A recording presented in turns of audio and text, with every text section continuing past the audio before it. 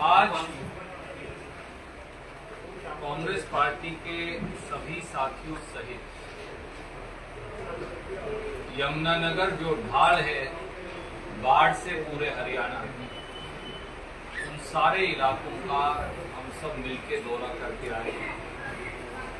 पहले सबसे गए भंबोली, उसके बाद नांगली, फिर ठाकुर कमालपुर, फिर ओदरी, फिर अपना बीपर और सुदैल इत्यादि। अब एक दो गांव जो रहे वहां और जाके आए। दो तीन महत्वपूर्ण बातें हैं जो मैं आपके समक्ष रखना चाहता हूं। अंधाधुंध खनन व धारा मोड़ नदियों की हत्या से हरियाणा बाढ़ का शिकार हुआ। हरियाणा पंजाब में दोनों में बाढ़ की मार, एक मुख्यमंत्री हेलीकॉप्टर पर सवार और दूसरी अस्पताल में सरकार। यही वास्तविकता है। यमुनानगर सहित पूरे हरियाणा को डुबोने के लिए हरियाणा की नायब सैनी सरकार जिम्मेवार है। ये मानव निर्मित आपदा है, मैन मेड डिजास्टर। हंसी ठट्ठे और चुटकुले वाले दोनों मुख्यमंत्रियों ने हरियाणा और पंजाब दोनों को डुबो दिया। सच्चाई है।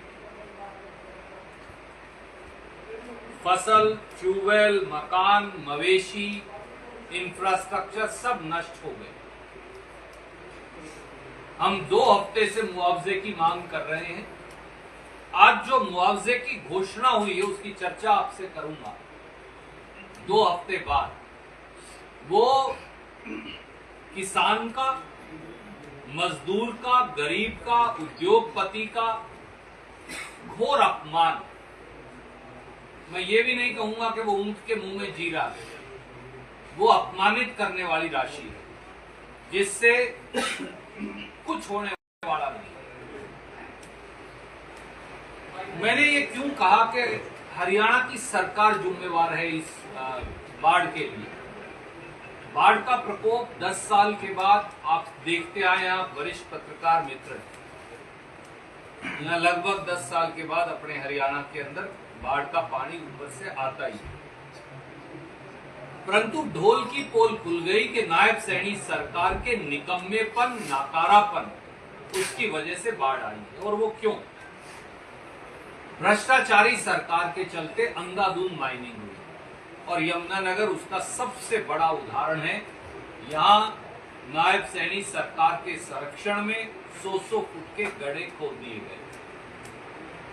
दूसरा, फ्लड कंट्रोल बोर्ड की कोई बैठक जनवरी-फरवरी माह के अंदर नहीं हुई। तीसरा, हरियाणा के मुख्यमंत्री श्रीमान नायब सैनी ने कभी फ्लड कंट्रोल बोर्ड की बैठक करके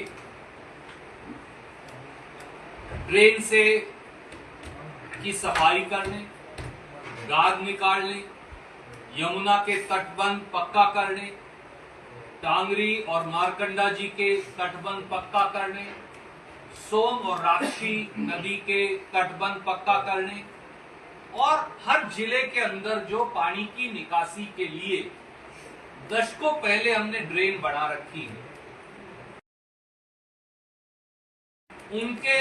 उनके गाद निकालने, तटबंध पक्का करने का कोई इंतजाम नहीं है। तीसरा, हरियाणा के मुख्यमंत्री श्रीमान नायब सैनी ने कोई पॉइंट्स चिन्हित ही नहीं किए। उदाहरण के तौर पर यमुनानगर में अगर मैं कहूं, इस पूरे इलाके में सोम नदी के तटबंध बढ़ाए नहीं तो पानी तो आना ही है। दादूपुर नलवी जो नहर है वो टूट गई और उससे 2 दर्जन गांव जो है, 1.5 दर्जन गांव जो है पूरी तरह से उनके अंदर जल भर गया। आप अंधे तो है नहीं, आपको ये बात पहले से पता होनी चाहिए। यमुनानगर के किसी व्यक्ति से पूछिए, वो बता देगा कि यमुना में यहाँ तटबंध लगाने की जरूरत है। सोम नदी में तटबंध नहीं लगाओगे उसका ये परिणाम होगा। आप अगर दादूपुर नलवी में को नहीं ख्याल रखेंगे उसका ये परिणाम होगा। झज्जर में जाइए वो बता देंगे जी ड्रेन नंबर 8 टूट सकती है। सांपला में जाइए वो आपको बता देंगे सांपला वाली ड्रेन टूट सकती है।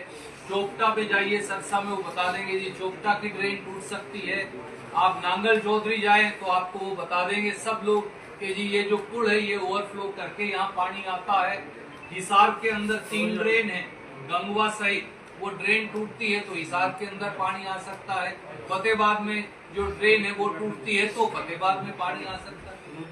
मैंने ये इतने उदाहरण आपको इसलिए दिए कि अगर मुझे हर जिले के व्यक्ति को ये बात पता है तो श्रीमान नायब सैनी को क्यों नहीं ये बात पता?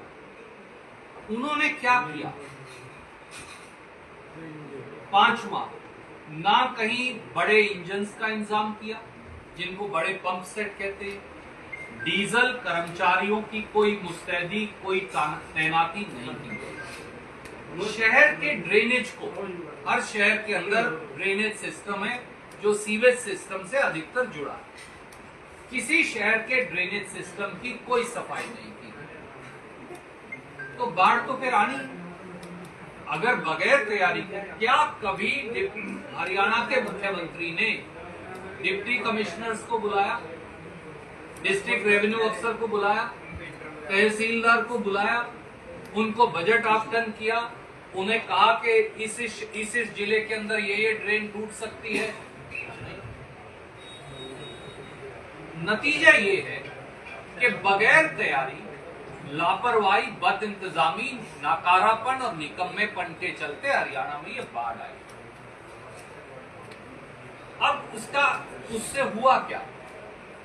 यमुनानगर में 1,500 एकड़ से अधिक भूमि कटाव में हो गई, अलग अलग गांव में।